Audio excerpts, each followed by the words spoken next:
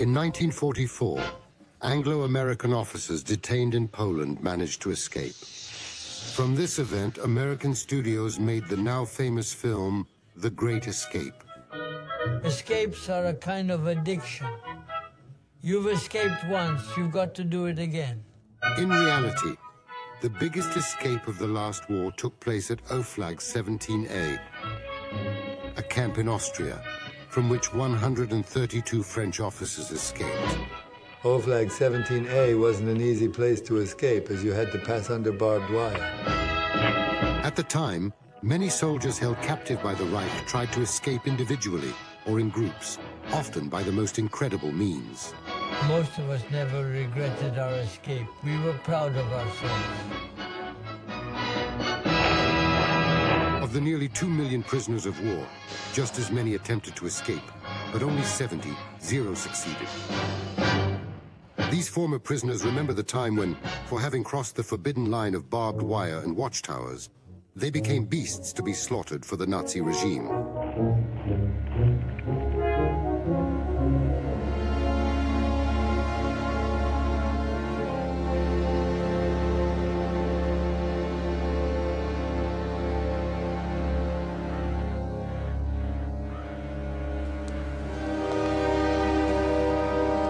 We are in Le Coudray, near Chartres, on a military base. May 1940, the French defeat, 800, 0 prisoners taken by the Germans. They had to be kept. 57 front stalags were opened as we were on the front line, and Le Coudray was one of them. Of course, not all these prisoners were going to stay in the camps, so the Germans took the so-called white prisoners to Germany. So the Metropolitans were only going to stay here with the hygienic or colored colonial prisoners. Why was this? Because the Germans, for racial reasons, refused to mix the so-called inferior races, i.e. blacks, with the Aryan race. And so the white French prisoners were sent to Germany until 1945. Gathered together from all units and ranks, the men began a long march towards an unknown destination. One question arises: why didn't they take advantage of the opportunity to escape while they were still on French soil? It's as if we were emptied. If you get the idea, we were in a situation where we couldn't do anything. Anyone who rebelled would have been shot straight away. It was obvious. At the age of 23, Private Paul Camille Duguesne was a captive of the Reich. I knew perfectly well that I had to escape as quickly as possible. Unfortunately, to escape, you need at least one place to hide for a while. It's not that the idea wasn't... Never left my mind for a second. Private François Dupont-Houin tried to escape several times during his captivity.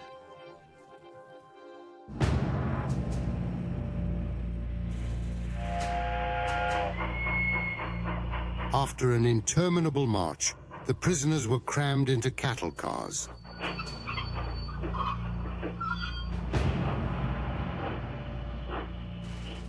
The Germans would tell us stories about how we were going to be freed and so on. And finally, we heard the names of the stations in the railway yards. They were German names, so we knew we were in Germany. Corporal Remy Gesslain is on his way to a stalag in the heart of Germany. In June 1940, more than 100 camps throughout the Reich were filled with almost 8 million prisoners. Ordinary soldiers were interned in stalags, officers in oflags. One of these oflags is Königstein, where the French generals will be assembled, and it's a fortress. So why gather them in this fortress? Because it's the heart of the French army, which we wanted to control at a time when it was not yet clear how relations between the Vichy regime and the Third Reich would evolve. A fortress, if you can imagine it, with extremely high ramparts some 40 meters high and watchtowers projecting light onto the walls at night, making escape, if not impossible, at least very complicated. In the stalags, where surveillance was also very tight, all soldiers were subject to compulsory work for the Nazi regime. Prisoners were assigned to work units outside the camps, known as commandos. The Germans asked us what we did for a living, so there were bakers, there were butchers. Butchers to replace the German soldiers at the front.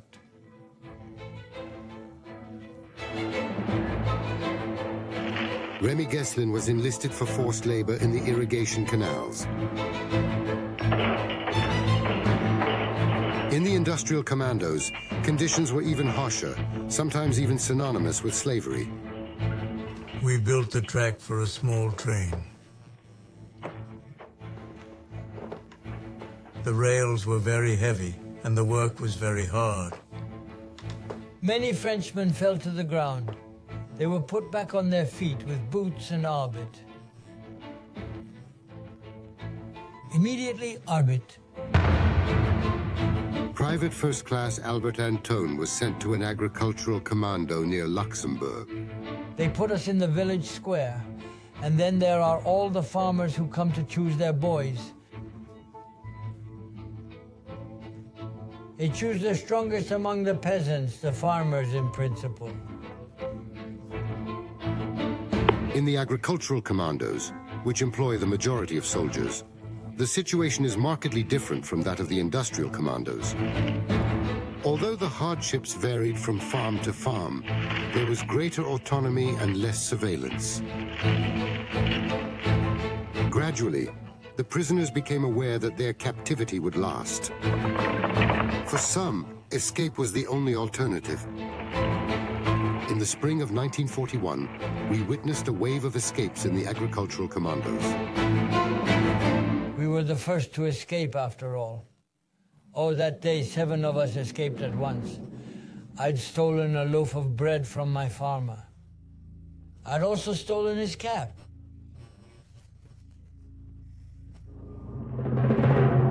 Unguarded, Albert Antone escaped from his commando. He is now in a hostile country. We walked at night, and then during the day we hid so as not to. And then at night as we passed, there were times when we couldn't avoid the villages, despite everything. As we passed behind a village, 2 sentries stopped us, and there were 3 of us. So we didn't know if they were armed, if they had a rifle. So we stopped and surrendered. They didn't have any weapons, they had their bayonets, and they were just as scared as we were. During this period, many prisoners escaped on a whim without any real preparation. Such was the case of soldier François Dupont-Wain. He benefited from an exceptional combination of circumstances. Something quite extraordinary happened that we weren't expecting. All of a sudden, we heard this tremendous noise. We immediately realized that the factory opposite was an ammunition factory that had blown up. The Germans left, and we were left alone in the camp. We jumped the barbed wire, and then we took the path of the little rabbits.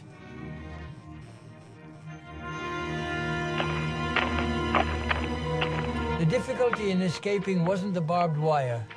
I've crossed them several times, but it's the miles you have to cover that make it hard.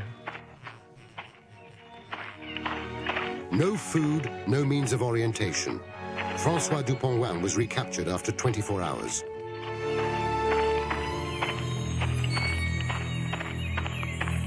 You know, it's a kind of addiction. You've escaped once, you've got to do it again. You need freedom. You know, when you manage to get out of a guarded commando, you can breathe. Freedom is something precious.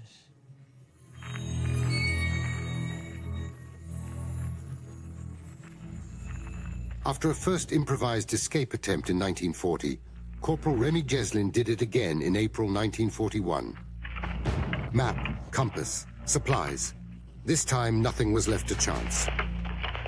It was still pretty tough. We had 9 days' provisions with us, thanks to the complicity of the prisoners who worked in a bakery, the sugar in particular. We left with 7 kilos of sugar. We walked along the side of the freeway. There was very little traffic. When we saw the headlights, We'd hide in the ditches, wait for it to pass, and then set off again.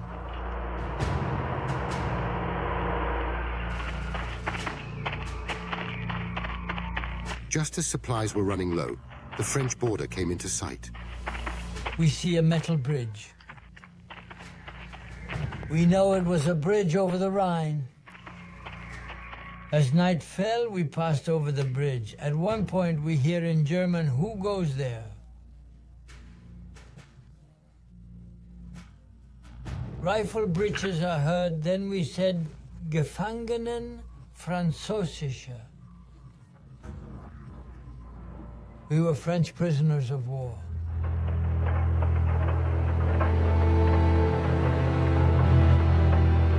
The punishment for all fugitives was the same: immediate transfer to disciplinary commandos. The disciplinary commandos were more or less the same as the ordinary commandos, except that the discipline was a little stricter and the work harder. They were stone quarries. We were given blocks of stone to break with a sledgehammer. There were a number of wagons to be made. Incidentally, I never did the number. The German got us together. They put all the commando guys towards the end. He gave us a speech telling us that it was ridiculous to escape, that the Germans were everywhere in the world, that we couldn't go anywhere. We'd always be caught, and that we were preventing Germany from doing what it was doing, which was fighting for the good of the whole world. I don't give a damn about that story.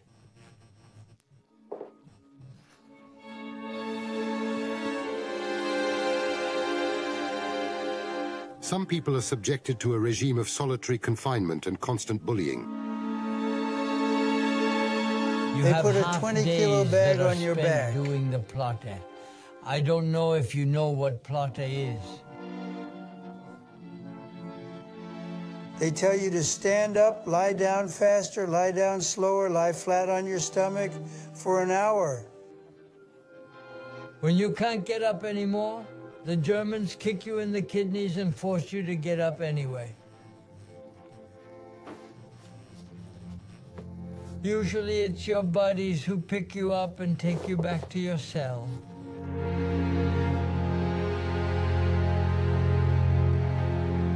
In the year 1941, new On the orders legislation of gave prisoners Führer hope Adolf of imminent Hitler, release. Chancellor of the German Reich,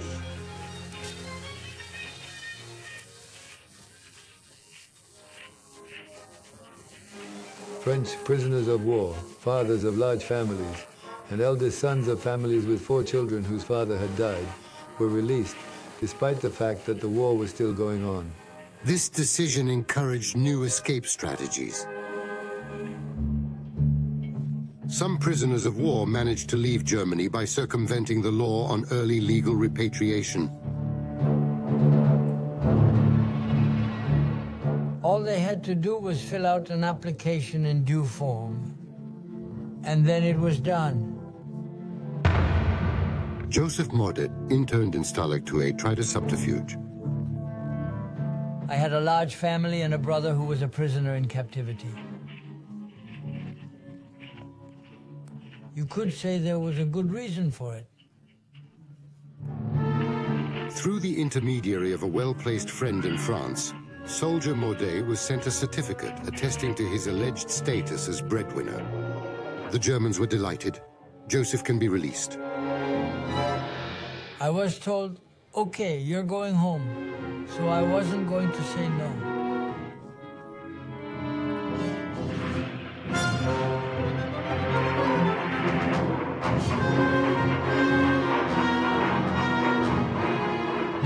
On the one hand, we were happy for them, but on the other, we weren't home yet.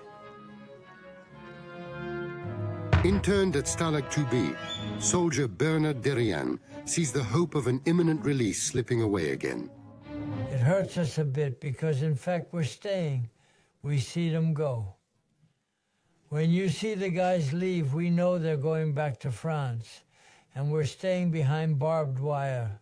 It's a bit of a shock. you know. This law on early release only concerned a limited number of soldiers. At the end of 1941, 1,500,000 prisoners were still behind barbed wire. To break their isolation, clandestine radio listening became one of the main activities. It was a very small committee that listened to the news and then distributed it. We'd be invited into a room or something, and that's where we'd rehearse everything. We'd keep a lookout, of course. A lot of people were following it on the map day by day. Day by day, we followed the armies. One day in April 1942, the news spread through the camps. General Giraud had succeeded in escaping from the Königstein fortress, the most heavily guarded in the Reich. He is 63 years old. It's important to remember that this escape is extraordinary, first and foremost, for the physical feat it represents. Giraud recounted it in his book Mes Évasions after the war. He has a 46-meter-long rope from the wall. He shaved his mustache. He supposedly learned German for a stranger, and he's wearing a Tyrolean hat. It really was a great escape, especially from the Germans for whom the fortress was impregnable. It was a thunderclap on both sides. On the French side, because with Giraud on the one hand, a hero is born in relation to escape.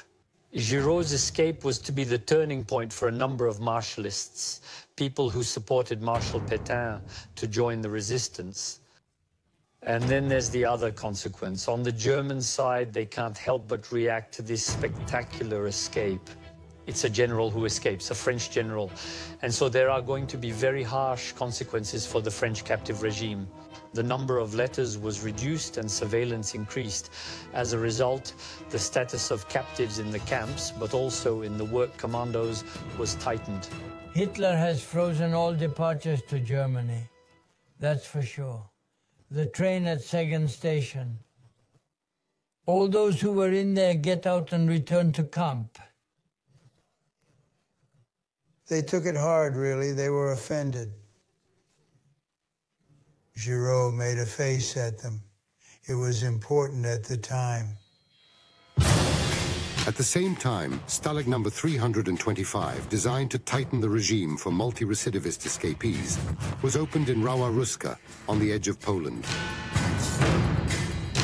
Prisoners Albert Antone and Remy Geslin were transferred there on the grounds that they were repeat offenders.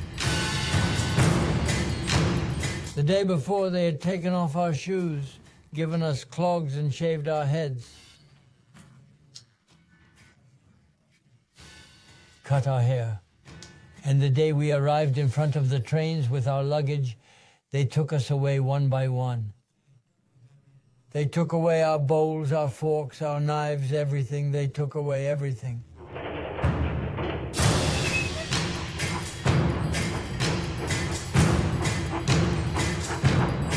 The journey was pretty terrible. We traveled in cattle cars. There were 70 to 80 of us per wagon. It lasted 6 days and 6 nights. We stopped very often and had to wait for the tracks to be cleared before we could leave. No food, only one stop out of the 6 days were we able to get off the track and receive soup. That was all we got. After 6 days, we arrived at Rawa Ruska completely disorientated. Russian prisoners had been replaced in this camp, almost all of whom had been wiped out by typhus.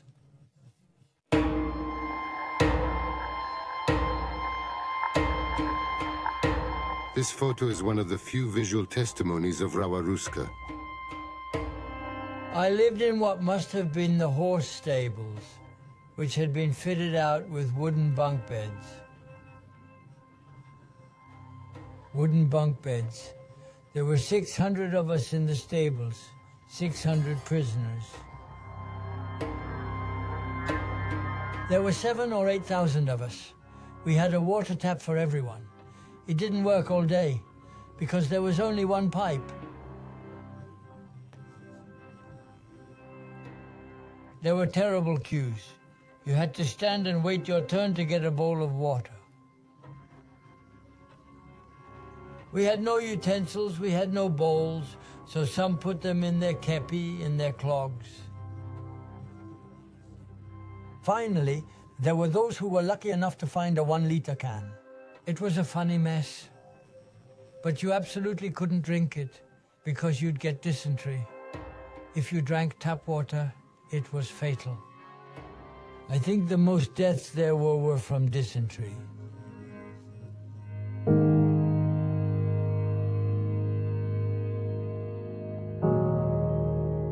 To stigmatize the inhumane treatment inflicted on prisoners of war at Rawa-Ruska, in June 1942, London radio referred to the camp as the drop of water and a slow death. In Rawa-Ruska, it was impossible to work because we were in a state of complete disrepair. We ate a small ration of bread and millet soup. I personally lost 14 kilos in 4 months. I didn't have much to eat.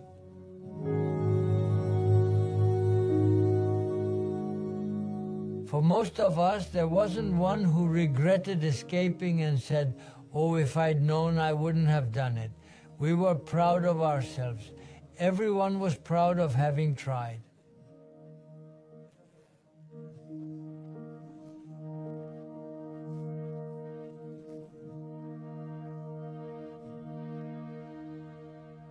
To escape at all costs from the hell of Rawa-Ruska and its iron discipline. To escape his condition, Corporal Remy Geslin volunteered to work elsewhere. He was assigned to a commando unit in a village called Zwierzyniec. The prisoner still has the same obsession, to escape. I was only there for 2 or 3 days. A group of prisoners had dug a tunnel.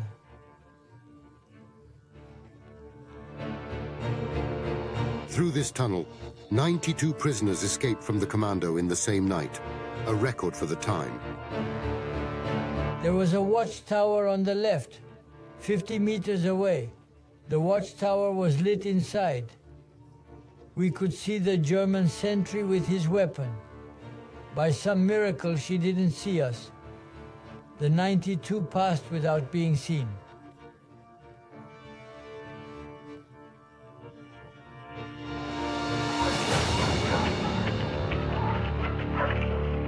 We could hear dogs barking. You know, 92 prisoners out in the wild in one place, that's a lot of people. At that moment, Remy Geslin and his accomplice were more than 700 kilometers from France. Throughout their escape, the complicity and unwavering support of the Polish population played a vital role. The Poles couldn't stand the Germans, it was visceral. We knocked on the first farm we came to. It was a very poor farm. It had a dirt floor. The roof was thatched. We made them understand that we wanted to change our military clothes for civilian ones. They understood everything and seemed interested. The exchange took place. They gave us half a loaf of bread. So the bread wasn't great. You could see the chunks of wheat crushed inside with potatoes. Really, it was miserable.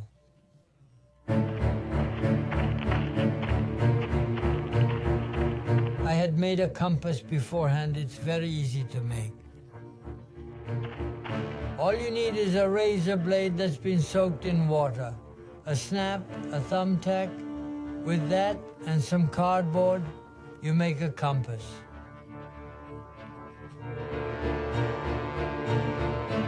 After a fortnight's voyage down the Vistula on a makeshift raft, Remy Geslin finally docked at a pier in the heart of Warsaw. At 8 o'clock then, it hit me. I wondered what was going to happen to me. I saw 2 armed soldiers on the landing key. I said to myself, this is it, we're screwed. I get off. One of the soldiers asked me, "What's your name?" I have a reflex, I think it's a good one. I answered, "My name is Geslinski." And then I thought, who? It was a sigh of relief. In occupied Warsaw, Remy Geslin had to start planning his exfiltration without delay. The only problem was that he had no papers. With the help of the Polish Red Cross, the fugitive finally boards a train bound for Paris.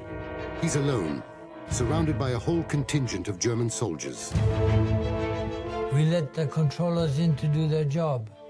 At that point, we went down to the platform. We got into the part of the train that had already been checked. Everything went smoothly. We didn't have any problems. September 1942. After crossing the Reich and Holland without a hitch, Remy Geslin finally found his way back to France a month after his escape. A true personal exploit. He has the demarcation line in front of him, the final frontier for being a free man again. What do I see coming? 2 armed soldiers, the Gestapo. I say to myself, this is it.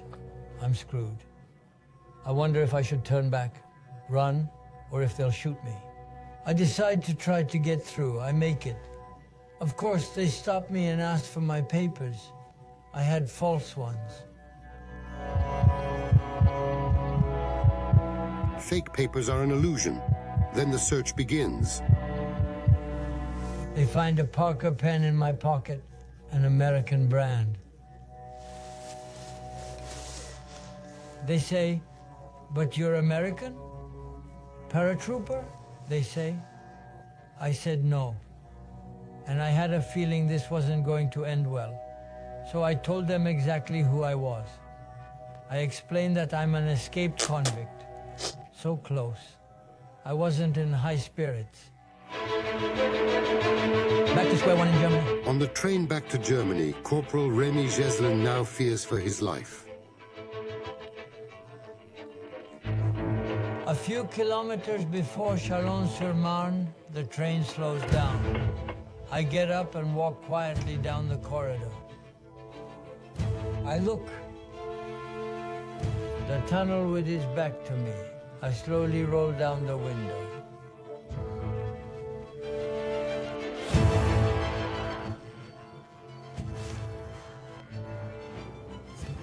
Then at some point, I go over the edge and fall onto the side of the road. It's a bit of a shock, though.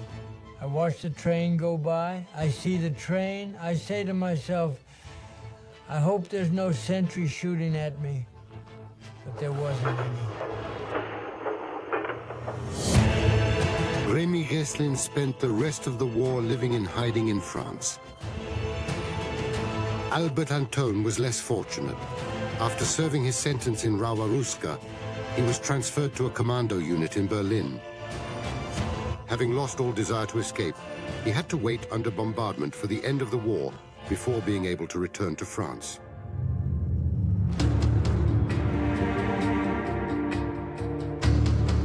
Faced with this multitude of escapes by individuals or small, more or less well-prepared groups, there were attempts to escape in larger, more sophisticated numbers. These mainly took place in the Oflags, camps for French army officers. Held under strict surveillance in barracks surrounded by barbed wire, officers were under no obligation to work. This idleness led some of them to come up with the wildest escape plans.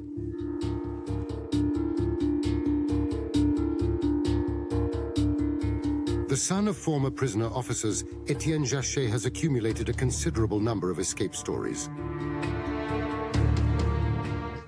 For the officers in the Oflags, there was still a lot of difficulties. To escape, if you didn't speak the German language, you had to make up false papers with stamps made from potatoes that would justify a trip across Germany.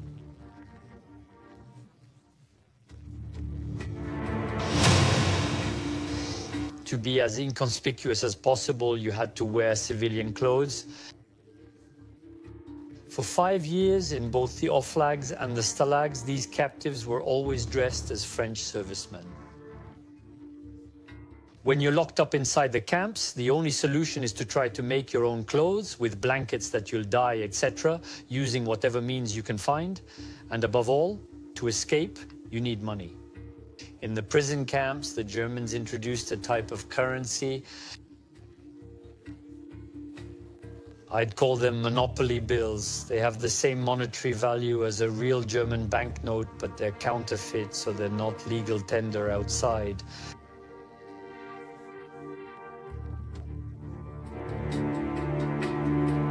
Despite all these difficulties, one by one, the officers overcame the problems and succeeded at Oflag 17A, the biggest escape in the history of the Second World War.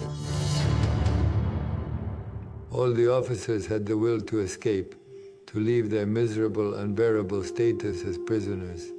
But the opportunity had to be found. In 1943, Jean-Quen Grandidier had been interned for more than 3 years. It wasn't easy in Oflag 17A. The only way to escape was through barbed wire.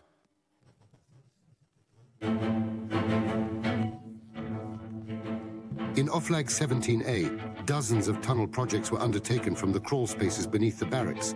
They were all thwarted by the German authorities. Some officers came up with a more subtle strategy. The most fervent supporters of escape came together to create a single underground that would bring together all the resources and do something that was likely to succeed. After some thought, the German command was asked to create an open-air theater on one of the meadows separating the ferries from the barbed wire network. Creating an open-air theater close to the barbed wire was the first step in the project. It allows the length of a tunnel to be halved. Ironically, it was the commander himself who provided the earth-moving tools for the prisoners.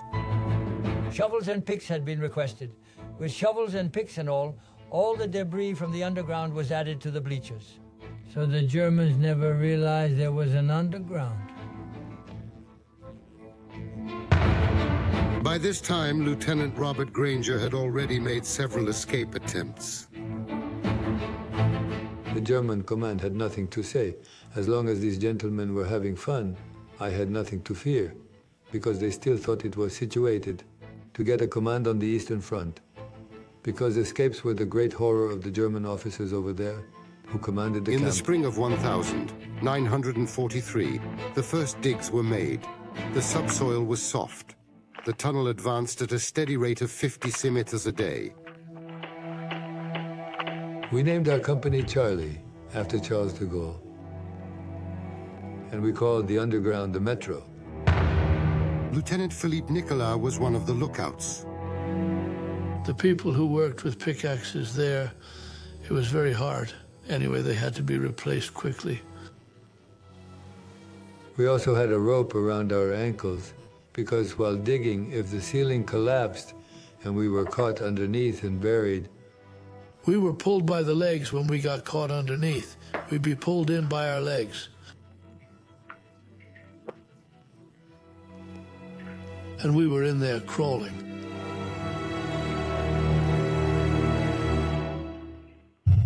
As the tunnel progressed, the problem of ventilation soon arose. One of the members of the Charlie group came up with a to bring air to the entrance.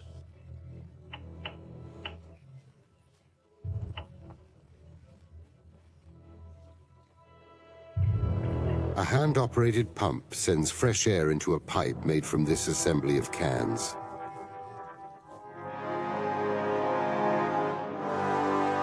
Parallel to the drilling operations, the evacuation of the Ramblings also relied on ingenious logistics. There was a circular ditch, and all the person had to do was carry a bag of earth. He'd have his cape on, because there were French army capes in those days, and he'd drop the earth at his feet, and that was it. Of course, he would do this with an eye on the guard on the sentry walk. There was a lot of fake activity going on so that we could go down quietly. The guys who'd come from physical culture, who'd arrive with blankets, spread out their blankets and lie on the floor. And then there were the choirs. The choirs, what kind of singing did we hear?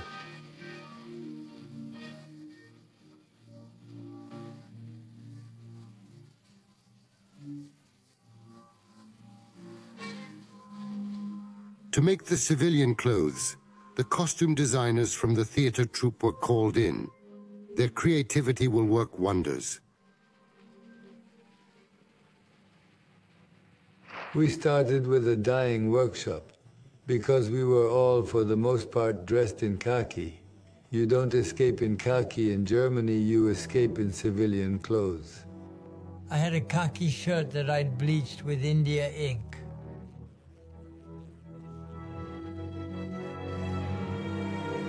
More than 100 military costumes were rectified and transformed to offer a credible appearance to would-be escapees. At 17A, the officers performed unimaginable feats. A smuggled camera filmed captivity for the duration of the war. The same thing happened with cameras. When the production of false papers was considered, a clandestine laboratory was set up in one corner of a barrack. You had to take papers from a fake French worker, some of whom had special papers. And we had special papers.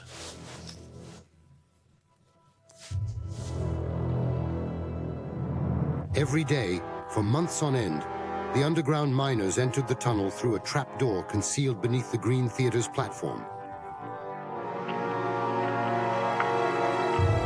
Work progressed, but we have to work twice as hard or risk having the operation cancelled. But if we arrive in bad weather, we won't be able to get out. If it starts raining, we won't be able to get into the underground, which will become unusable if the rain seeps in. Finally, after 5 months of drilling, the exfiltration operation was scheduled for a weekend in September 1943. There were 2 departures, on Saturday evening and Sunday evening, because at that time, he no longer made calls on Saturdays and Sundays, so there was no risk there. We each had an order number to get into this pipe. When we drew lots, I was 3rd. The operation was not without risk. Around 70 prisoners had to cram themselves discreetly into the narrow gut for 2 days and wait for hours in the dark for night to fall. There was 1.25 meters between each of the would-be escapees. Moving was out of the question. It was 60 meters of something this big, with I don't know how many guys in it. The air was absolutely unbreathable.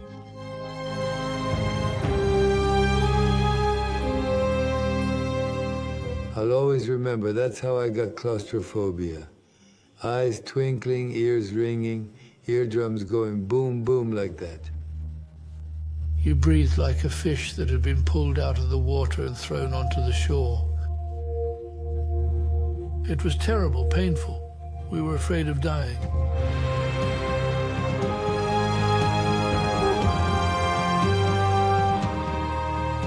I saw that the guy ahead of me had gone, so I followed on all fours and found myself in the open air. It was wonderful, of course. I've never had such a pleasant, pleasurable sensation to see that I was maybe 30 meters, maybe, from the walkway, illuminated by the bright spotlights. But they couldn't see us. They couldn't see us at all. And the soldier was walking in front of the arch without realizing it. Seeing that was, for me, the crowning achievement of all difficulties I'd ever had before. This was it. I'll remember that all my life. The organization was meticulously prepared. Every fugitive had a precise plan to follow.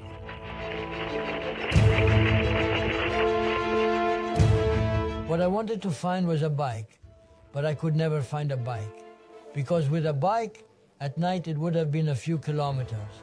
So the aim was to first go to the Danube, then find a boat, sail up the Danube and get to Switzerland. On their first night on the run, the escapees get as far away as possible. Jean-Claude Grandidier simply approached the nearest station to the camp. I was at the station, asking for 2 tickets, round trip. For Vienna, we expected the worst, because we knew there were controls on the trains. And that day, as luck would have it, the Harvest Festival was on. The omnibus train, which every time, municipal delegations in Nazi uniforms. And then the Hitlerjugend kids with their Etenders. As a result, there were no checks until Vienna. The choice of Vienna was not accidental. Before the war, he had visited the Austrian capital several times. What's more, he was fortunate enough to be fluent in German. Knowing his vulnerability, the fugitive is on his guard. When you're on the run, you can't have your eyes in your pocket. You're in enemy territory, and every person you meet is an adversary who can expose you, who can recognize you, who can question you, who can arrest you. I was stopped several times in Vienne. Each time I got away extraordinarily well. In Vienne, Officer Grandidier's first reflex was to go to Saint-Étienne Cathedral, an anonymous place par excellence. This presence in a place of worship also enabled him to make his first contacts. That same evening, he found a hideout through a French worker in the compulsory labor service. He took me to a hospital outside the city of Vienna, the Eastern Hospital. There was a dormitory occupied by 5 French STO boys, one of whom had gone on leave. He never came back, so there was only 1 bed available. I slept in a bed that night with white sheets and a blanket, and then the next day had a shower with hot water, which I hadn't had in 3 years. And I thought, well, this isn't bad, because they have beds with white sheets, hot showers, food for the sick, and little nurses who can come and take out the feet at night. So it's an interesting thing. You have to become a nurse.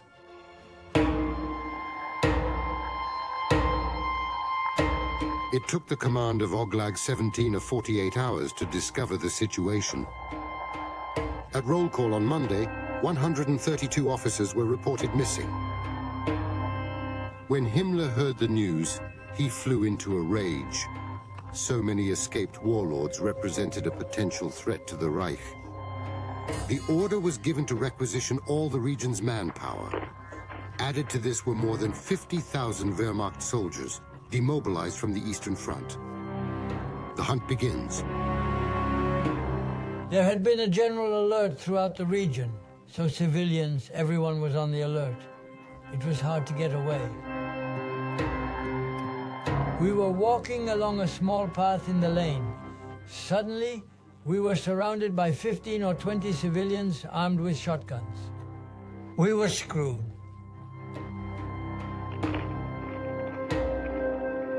After 10 days, 118 prisoners were caught, but 14 were still at large. I was put in a cell. The next day, a sentry came to get me. I asked him where I was going. He told me it was up to the camp commander. Oh dear, I thought, what's going to happen? And when I got to the commandant's office, he got up from his desk, came over to me and shook my hand. He said, "It's good what you've done, but you're out of luck." Then he said, "I understand why you're escaping. If I were you, I'd do the same." He said, "Yes, but unfortunately the regulations." We both burst out laughing. We both burst out laughing.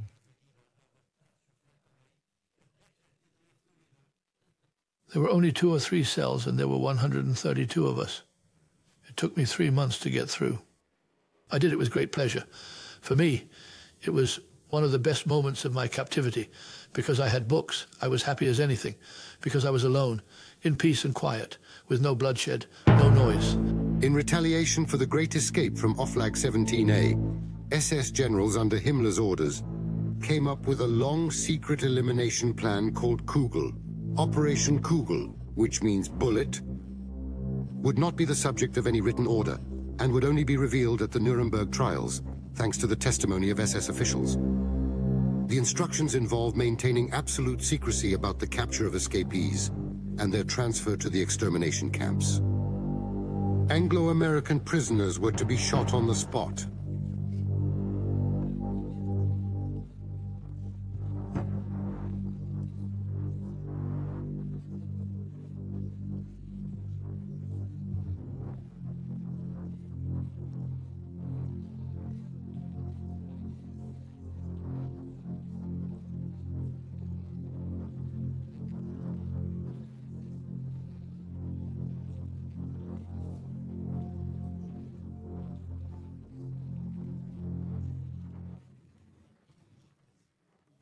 The exact number of victims of Operation Kugel is unknown. The only known ones were immortalized in the film The Great Escape. This film tells the story of a group of Anglo-Saxon airmen who landed in Poland, next to Sagan's Stalag 8C, in the Luft 3 camp. Arriving in Sagan, in this disciplinary camp, British officers who for the Germans are strong heads, people who have already escaped several times, who need to be dealt with, so we're going to put them in this pretty tough camp. In a separate part of France, and they'll be there to be broken too. Between 1943 and 1944, a major escape, similar in every respect to that of 17A, was organized at Luft 3. It is based on the digging of a tunnel nicknamed Harry, through which several hundred men must escape. Unfortunately for the fugitives, the exit was at the foot of the Miradors, and only 76 prisoners managed to escape before the alarm was sounded.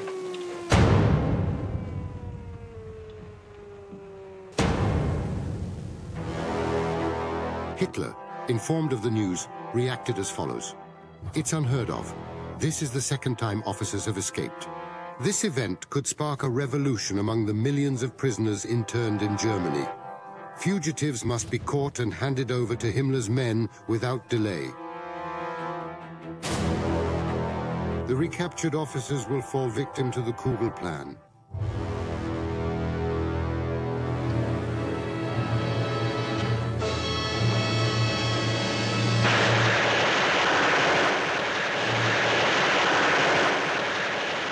One of the Germans who was talking about the escape said that we had fussed.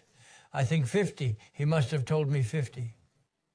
We fussed over 50 of them because it wasn't tolerable and so on, and because their residence there was already a sanctioned residence. At Sagan's Stalag 8C, adjacent to Luft 3, there was consternation. Thereafter, no attempt was made to escape as a group.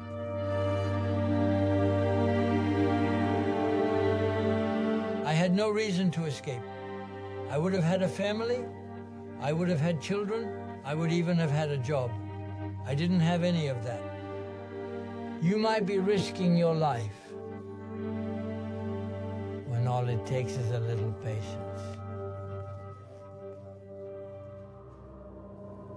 It's been over 6 months since Jean Grandidier escaped from Oflag 17A.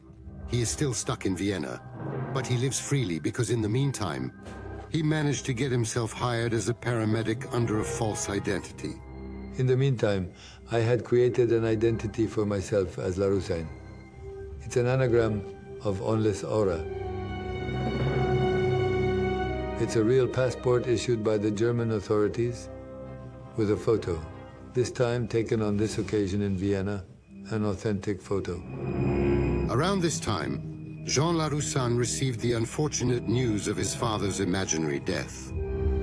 A stratagem he has devised that allows him to travel to France to visit his family. He has in his pocket an exceptional permission from the German authorities, in return for a promise to return. I had to take my ticket, change the money I had, because I was paid. I was paid as a Kriegshelfer, a war auxiliary. That's the salary of a German nurse minus 25%. So I was paid by the Reich for about 5 months. And I could have applied for a pension. I never did. As a distinguished collaborator of the Third Reich, with my tickets, I said goodbye to everyone. accompanied to the station by my girlfriend, with Mein Kampf in my suitcase, just in case I was stopped. And that's what happened at the border crossing between France and Germany. I was asked to take my luggage downstairs. To use up all my Reichsmarks, I had taken first class. And in first class, I was seated between a colonel and a guy. I'd never seen this uniform before. It was a light gray uniform, a little colored pink though. These guys were building the Atlantic Wall. And that's how I got home first class and arrived at the Gare de l'Est. The colonel, who had taken a liking to me as I was sitting next to him, said to me, "Doctor, I have my prescription waiting for me. Let him carry your suitcase for you." I left the Gare de l'Est not with my suitcase in my hand, but carried by the German prescription. Like Jean-Quen Grandidier, 13 other fugitives from Oflag de 17A were never recaptured. They all joined the resistance to fight again. The executioners of the 50 Luftwaffe 3 airmen were tried at the Nuremberg tribunal. 14 of the 15 defendants were sentenced to hang for war crimes.